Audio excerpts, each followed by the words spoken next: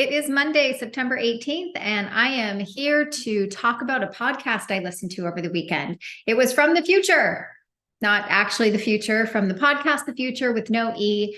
Chris Stew's the host of that. He interviews lots of fascinating speakers. And over the weekend, I watched the one from Ronald Baker, who wrote the book Pricing on Purpose, talks all about the value proposition and how pricing is subjective. Value is subjective. It's based on the value that the customer sees, not necessarily based on inputs of time.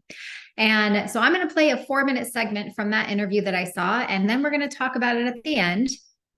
And I hope it helps change the way you think when it comes to having conversations for life insurance, not just final expense, but any life insurance that you sell. Here we go. So if I'm not going to price based on labor and effort in the billable hour, what should I be doing? Well, if you follow value pricing, you price the customer. So you have a value conversation. And in Blair Inn's book, he's got a 3-step process to the value conversation, which I think is brilliant and works really well in your space. And just make sure that you understand what it is the customer is trying to achieve. So I'll give you a real quick story. I need a landscaper. I've been in this house for 20 years, and I think I've been through about a dozen landscapers. Okay. They frustrate me to no end. I can't even begin to tell you.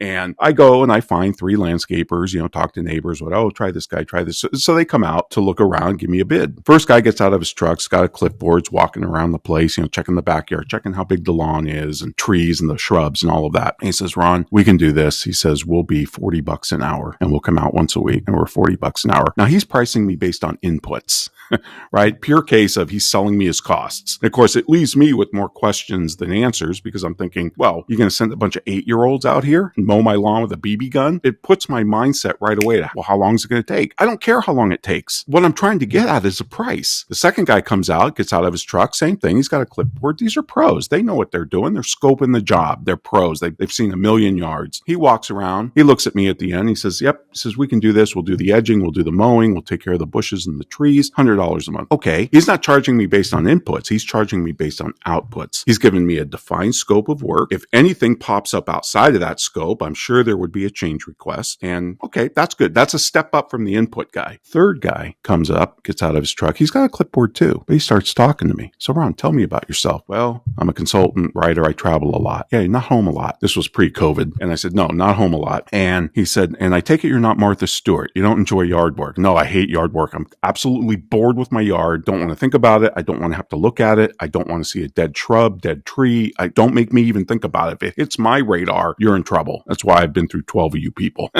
And he said, that's very frustrating. He says, why did you fire so many landscapers? I said, because I have to go out and tell them things. And I'm not home a lot. I'm on the road 200 plus days a year. So if I happen to be home when they're there, the once a week that they're there, it's kind of like every Halley's Comet. This happens. I have to go out and point to a sprinkler that's not working or a tree that's dead. Why? They're the pros. They're out there. They should just be able to fix this and not bug me about it. He said, yeah, it's very frustrating. So he looks at me and he says, I'm going to give you 3 options. He says, I can provide you with basic maintenance, basically the scope of work that the output guy gave me. And he says, and that's $150 a month. He says, or a middle package is I can bring your yard up to neighborhood standards so you stop getting nasty letters from the HOA. And that's $225 a month. Or if you go for our top package, I can give you the best curbside appeal in the neighborhood. And over time, we will upgrade. We will plant new bushes and new trees and we'll do different landscaping. And that's going to be $300 a month. And that's 3 times more than I'm paying now. At the time I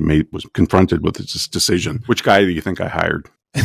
Without a doubt. Guy number 3. But which option did you pick? Best curbside appeal. How did he know that? He asked me what my intention with this property was. I want to sell it in a couple years. Bingo. If he didn't know that, he might have. He still might have put it in there for an anchor. But I will tell you, if he goes next door to my neighbor who loves yard work, that's going to be a totally different value proposition. That guy does care. He's out there every day fiddling with his yard. So he's probably going to hire the landscaper to do specific things or maybe just one thing. That's a totally different value proposition for me. Why? Because value is subjective and context matters. But here's the moral of the story. I know it was a long-winded, story, but I'm paying 3 times more to this guy. He's slowly upgrading my yard he's not doing this upgrade all at once. And I'm a happier customer and I'm paying 3 times more than I was. And I'm happier. What better win-win situation could you fathom than that? What I love most about that 4-minute segment is the first guy, the one that was just the input guy, the $40 per hour guy, where we didn't really have an idea of what the cost was because we didn't know how long it would take.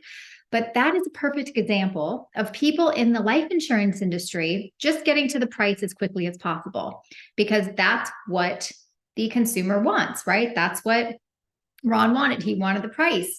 And the first landscaper gave him what he wanted, which was the price. But ultimately, what you saw is it took the third landscaper who came out and actually asked questions. Tell me what you do. Tell me what your pain is, right? Not in those words, but in order to justify price, you have to find the pain. You have to find the problem. And that's exactly what this landscaper did. That is why Ron now pays 3 times the price as what he was paying before. And both people are happy. So when our customers come to us and they have a $50 policy from Mutual of Omaha, and they decide they want to replace that for a $65 policy from Lincoln Heritage, they are making that decision because they see the value in what a program like the Funeral Consumer Guardian Society will provide their family. Remember, we don't need a death certificate to pay out the claim. We've paid out claims in under an hour, which is money being sent to the funeral home to pay for the final expenses, so nobody has to come out of pocket. We will price shop multiple funeral homes against each other, and we will provide the beneficiaries with the information so they can make a logical decision based on real numbers, not based on what some funeral director told them the price was. We are not contracted with any particular vendors for caskets, outer burial containers, and headstones. We can work with any third-party vendor and not locked into any sort of partnership pricing. So the bottom line is people will pay based on value, and that is why they will pay more, and we are not putting them in a worse position just because they're paying $10 or $15 more per month. We're just not. People want the peace of mind. They want to know that when they're gone, their loved ones will have their hands held and be taken care of. And that example couldn't have explained it better. My name is Dana Neeson. If you see the passion of what I do and you want to join a team like mine, just go ahead and click the link below and schedule a discovery call with me to learn more on how to be part of my team. Cheers, guys.